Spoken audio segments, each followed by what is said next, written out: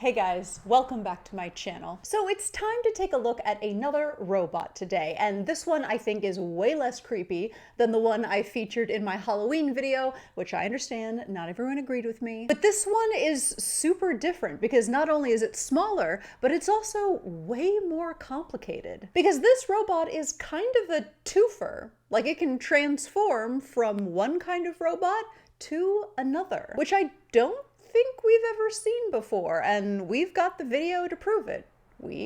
I have the video to prove it. Who's this we, Marion? But clearly the team that put this new system together has worked very hard, so I want to make sure they get a little extra attention out here. So let me introduce you to their Transformer robot. So if you couldn't tell from my intro, I think this new Transformer robot is really impressive. And I don't want you guys to think that all robots are like creepy housekeepers, a la my Halloween video. And I'll admit, I was skeptical when I saw the Transformers are real headlines when people were first talking about this project. But I will let you guys decide. Let's jump into some video. So this whole system is called X1, and it is comprised of a humanoid robot, the Unitree G1 machine, and a drone called the M4, and it is the culmination of a 3-year collaboration between CalTech's Center for Autonomous Systems and Technologies and the Technology Innovation Institute in Abu Dhabi. And with this new machine, the CalTech engineers have developed a multimodal robot system, a humanoid robot with a transforming drone that launches off its back. And this drone can both fly and wheel around like an adorable little R2. It can do both. And the reason for this is to really expand what this little robot can do. The humanoid robot can walk and it can tackle stairs, but when it has a task or a distance beyond its capabilities, it can use the drone on its back to do whatever needs doing. Aaron Ames, director of CAST and a professor of aerospace and engineering at CalTech, said in a statement, "Right now robots can fly, robots can drive, and robots can walk. Those are all great in certain scenarios. But how do we take those different locomotion modalities and put them together into a single package so we can excel from the benefits of all of these while mitigating the downfalls that each of them have?" So the real challenge here was how this team brought together different robots into one system, but still offered each of their individual functionalities. Now, the drone was built by the CAST team, but the humanoid robot was configured by Ames and his lab. Because in case you didn't already know, the Unitree G1 machine was not built by CalTech. They bought it off the internet, just like any of you could do right now, because it's 2025 and we can buy robots on the internet. Just for a mere $21,000, this robot too could be yours. However, it will not come with a drone on its back. And speaking of drones, the M4 drone is the part of this system that I find particularly interesting. M4 is capable of reconfiguring its body, aka transforming, if you will, into several different types of motion.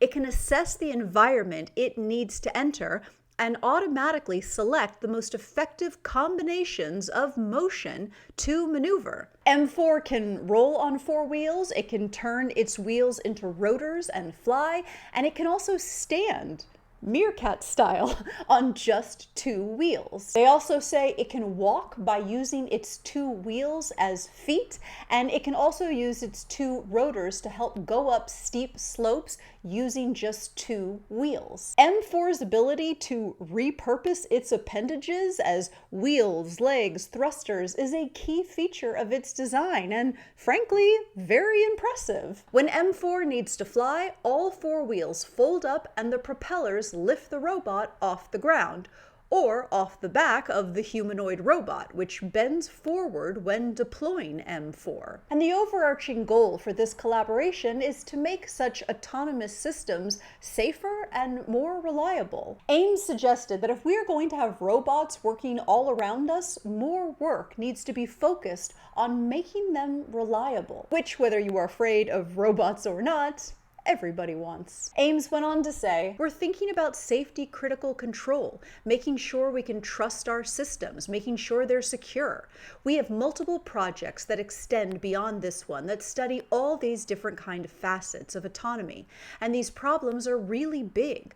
By having these different projects and facets of our collaboration, we are able to take on these much bigger problems and really move autonomy forward in a substantial and concerted way. Now, all of this was far from easy. It took CalTech's team 3 years to bring all these different modes of movement together into a single cohesive system. The fact that this system can travel by any means except for underwater gives it a versatility rarely seen in robotics. And one of the main challenges that they struggled with was the balance problems that come with a humanoid robot walking around with a drone strapped to its back. And that drone sometimes takes off, and that is not what the Unitree G1 was designed to do. So having the M4 strapped to its back clearly shifts the robot's center of gravity, making it harder for it to move stably across different surfaces. So ensuring that the robot could still walk, climb, and operate efficiently required extensive recalibration and control adjustments